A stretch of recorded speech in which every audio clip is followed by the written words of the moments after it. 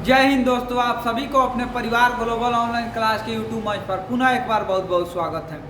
आइए class 10th के biology के एक और हम लोग नए टॉपिक के बारे में समझते हैं। और ये जो टॉपिक है ये काफ़ी ज़्यादा आपको महत्वपूर्ण टॉपिक है कि आरएनए और डीएनए में आपको क्या अंतर है या डीएनए और आरएनए में क्या अंतर है। तो आइए यहाँ पर हम लोग समझते हैं कि डीएनए और आरएनए जो होता है ये दोनों में आपको क्या डिफरेंस होता है, क्या आपको अंतर होता है। तो अगर हम लोग बात की है कि डीएनए की बनावट कैसी होती है, तो डीएनए की कुछ आपको इस प्रकार से बनावट होती है, लेकिन आरएनए की अगर बनावट की बात किया जाए तो आरएनए की कुछ इस प्रकार से बनावट होती है। यानी अगर डीएनए में देखें तो कुछ ऐसा जाने के बाद आपको ऐसा जाना पड़ता है, लेकिन आरएनए में क्या होता है ना कि आरएनए में सिर्फ आपको ऐसा ही आपको जाना पड़ता है, केवल एक ही बार आपको जाना पड़ता है। तो डीएनए में क्या होता है कि आपको द्वि कुंडलित होती है, लेकिन आरएनए में क्या होता है कि आपको एकल कुंडलित होती है। तो ये बात समझ गए कि डीएनए कैसा दिखाई देता है और आरएनए कैसा दिखाई देता है। आइए अब पहला नंबर अंतर पर हम लोग फोकस मारें कि पहला नंबर आपको अंतर क्या है। पहला नंबर में अंतर लिखा गया है यह प्रमुख आनुवंशिक पदार्थ है, यह प्रमुख आपको आनुवंशिक पदार्थ है। इसमें लिखा गया है यह कुछ विषाणुओं का आनुवंशिक पदार्थ है। जैसे ये क्या है ना कि ये भी आपको आनुवंशिक पदार्थ ही है, लेकिन ये भी आनुवंशिक पदार्थ है, लेकिन इसमें प्रमुख आनुवंशिक पदार्थ है, लेकिन इसमें कुछ सब पे लागू नहीं है, लेकिन कुछ एक सीमित जो एक लिमिट मात्रा है वहां पर कुछ ही विषाणुओं के ये क्या है आनुवंशिक आपको पदार्थ है। तो इसमें क्या है कि यह प्रमुख आनुवंशिक पदार्थ है, इसमें कुछ विषाणुओं के आनुवंशिक पदार्थ है। दूसरा नंबर अगर अंतर पर बात किया जाए तो दूसरा नंबर अंतर मेरे भाई आपको लिखा गया है कि डीऑक्सीराइबोसोम शर्करा पाई जाती है।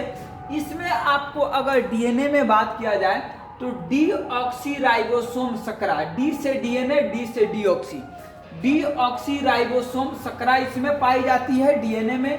आरएनए की अगर बात करें तो आरएनए में केवल आपको राइबोसोम शर्करा आपको उपस्थित रहता है। तो डीएनए में क्या तो डीऑक्सीराइबोसोम शर्करा, इसमें केवल आपको राइबोसोम शर्करा आपको उपस्थित रहता है। अगला अगर तीसरा नंबर पर बात किया जाए तो डीएनए से आरएनए का निर्माण होता है। ध्यान से गौर फरमाइएगा, डीएनए से आरएनए का निर्माण होता है, लेकिन इधर में अगर अंतर में बात किया जाए तीसरा नंबर में कि कुछ विषाणुओं में ही डीएनए से आरएनए में निर्माण होता है। जैसे कहने का मतलब मेरा ये है कि डीएनए से तो आरएनए में चले आइएगा बड़ी आसानी से, लेकिन आरएनए से यदि डीएनए में आप जाना चाहते हैं तो उसमें आप सभी लोगों को आरएनए से डीएनए में नहीं लेके जा सकते हैं। कुछ ही लोगों को आप आरएनए से डीएनए में लेके जा सकते हैं, लेकिन डीएनए से आरएनए में आप आसानी से आ सकते हैं। वही बात को यहाँ समझाया गया है। अगला आपको चौथा नंबर में अगर बात करें तो चौथा नंबर में दिया है इसमें थायमिन क्षार उपस्थित रहता है, इसमें थायमिन क्षार उपस्थित रहता है। इसमें जो होता है यूरेसिल क्षार आपको क्षार उपस्थित रहता है। तो इसमें थायमिन क्षार उपस्थित रहता है, इसमें यूरेसिल क्षार आपको उपस्थित रहता है।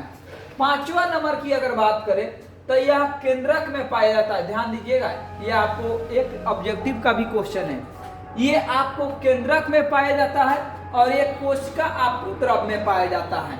तो डीएनए कहाँ पाया जाएगा आपको केंद्रक में, आरएनए कहाँ पाया जाएगा तो आपको कोशिका द्रव में। अगला है कि इसकी बनावट, संरचना का मतलब क्या है बनावट, तो इसकी बनावट जो होती है द्विकुंडलित होती है। देखिए यहाँ द्विकुंडलित है, इसकी जो बनावट होती है एक कुंडलित मतलब एकल कुंडलित होती है।